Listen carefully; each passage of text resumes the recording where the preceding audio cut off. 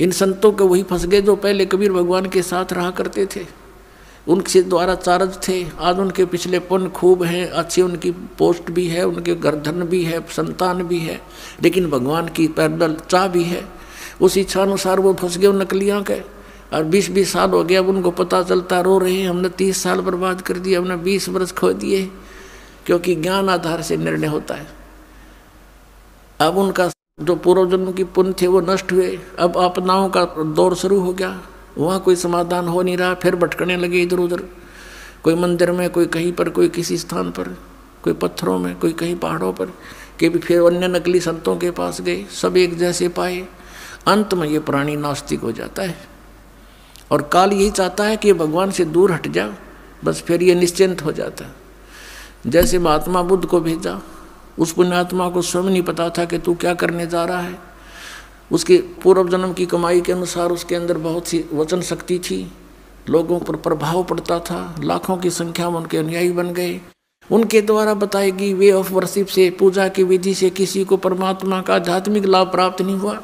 तो आध्यात्मिक लाभ प्राप्त न होने से फिर वो नास्तिक हो गए, भगवान है ही नहीं कहीं।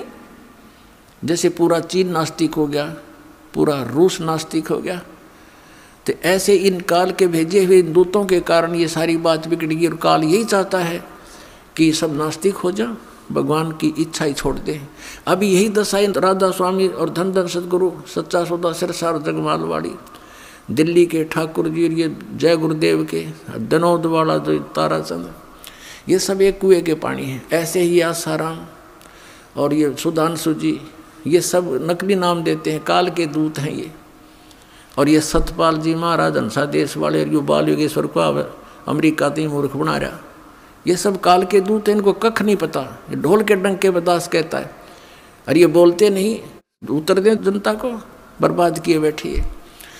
तो इनसे सब नास्तिक हो जाएंगे कुछ दिनों में। अगर ये अब ये सत्य भक्ति प्रारंभ नहीं होती तो ये सब नास्तिक हो जाते, और 20, 30, 50 वर्ष के अंदर। कहते भगवान कहीं नहीं है, गुटी लाओ, बकवाद करो, मांस खाओ, चोरी करो, डाके मारो, अपने अन्य तरीके से धनी बनने की कुचेष्टा करने लग जाते हैं।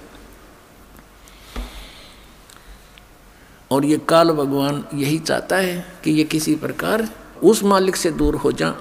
अब दयालु है परमात्मा, कैसी दया बख्शते हैं।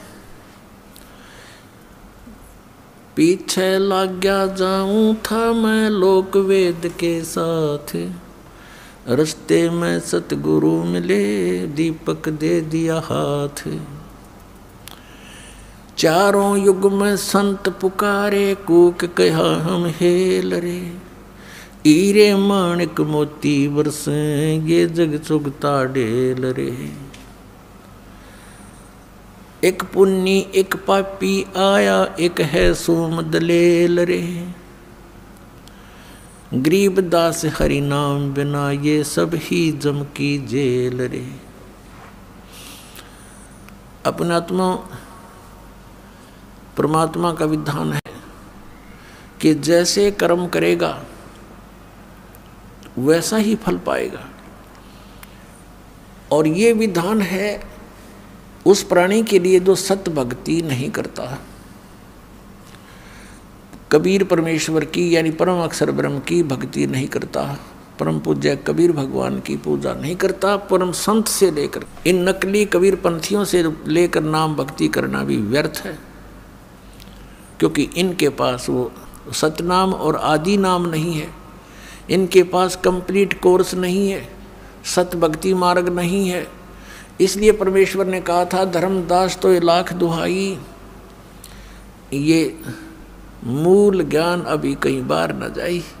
मूल ज्ञान बाहर जो पढ़ी, बिचली पीढ़ी हंसनी तरही, इस मूल ज्ञान को जो ये दास अब आपको बता रहा है, इस मूल ज्ञान को तब तक छुपाई जब लग ये द्वादश पंथ ना मिट जाए।